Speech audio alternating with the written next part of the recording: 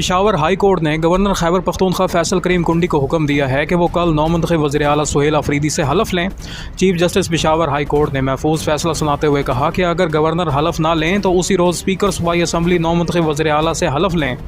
Governor Faisal करीम कुंडी ने अपने जवाब में मौक़िफ़ इख्तियार किया था कि जब साबिक वज़ीर आला का इस्तीफ़ा मंजूर नहीं हुआ तो नया वज़ीर आला कैसे मुंतखब हो सकता है।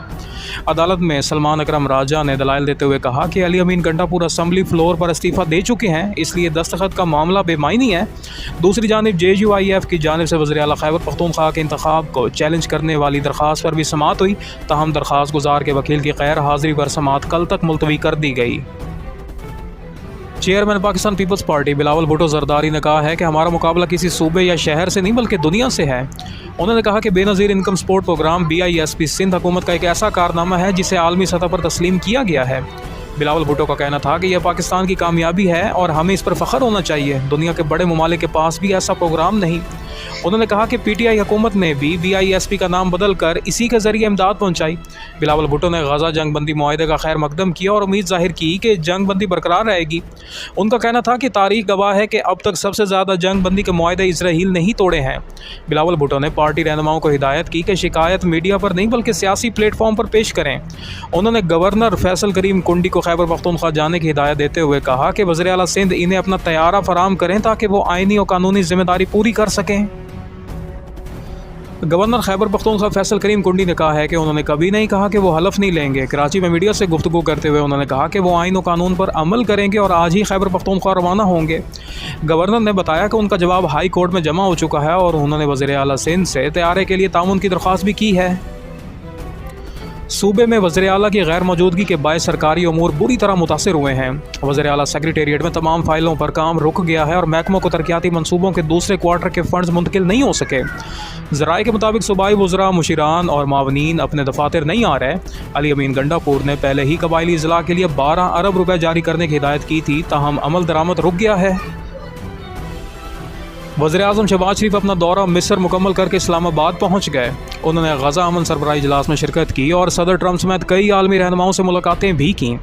वज़ीर-ए-आज़म ने फ़लस्तीनी रियासत के क़याम पर पाकिस्तान के मौक़िफ़ को दोहराते हुए कहा कि 1967 से पहले की सरहदों के मुताबिक फ़लस्तीनी रियासत का क़याम पाकिस्तान की मशरक़ वस्ता पॉलिसी की बुनियाद है। उन्होंने ज़ोर दिया कि गज़ा पर मुसल्लत जुल्म और नस्ल कशी का फ़ौरी ख़ात्मा होना चाहिए। वज़ीर-ए-आज़म ने मिस्र और दीगर इस्लामी ममालिक के साथ मिलकर पाकिस्तान का मौक़िफ़ दो टोक अंदाज में पेश किया। उन्होंने सदर ट्रंप का शुक्रिया अदा किया कि उन्होंने जंग बंदी के लिए अमली कदम उठाया और इनकी अमन के लिए खिदमात को सराहा। पीपल्स पार्टी के पार्लिमानी ग्रुप का हंगामी इजलास आज रात 10 बजे तलब कर लिया गया है, जहां ज़राए के मुताबिक पीपल्स पार्टी का आज़ाद कश्मीर हुकूमत से अलहदगी का इम्कान है। फरियाल तालपुरी की रिपोर्ट पर सदर आसिफ अली ज़रदारी ने अरकान असम्बली की राय जानने के लिए इजलास तलब किया है। ज़राए के मुताबिक मजहबी जमात के सरबराह साद रिजवी और अनस रिजवी की जल्द गिरफ्तारी का इम्कान है। कानून नाफिज करने वाले इदारों ने दोनों रहनुमाओं का सुराग लगा लिया है। ज़राए का कहना है कि अगर वो ज़ख्मी हैं तो इन्हें इलाज के लिए फ़ौरी गिरफ्तारी दे देनी चाहिए।